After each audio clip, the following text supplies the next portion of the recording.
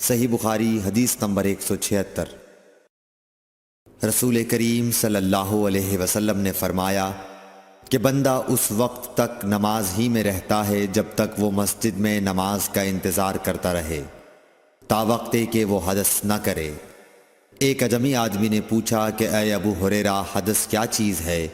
انہوں نے فرمایا کہ ہوا جو پیچھے سے خارج ہو، جسے عرف عام میں گوز مارنا کہتے ہیں۔ صحیح بخاری حدیث نمبر 177۔ رسول اللہ صلی اللہ علیہ وسلم نے فرمایا کہ نمازی نماز سے اس وقت تک نہ پھرے جب تک ریح کی آواز نہ سن لے یا اس کی بو نہ پا لے۔ صحیح بخاری حدیث نمبر 178۔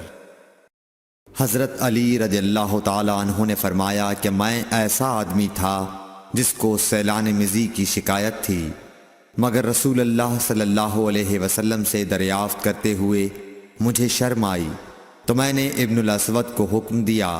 انہوں نے آپ صلی اللہ علیہ وسلم سے پوچھا، آپ نے فرمایا کہ اس میں وضو کرنا فرض ہے۔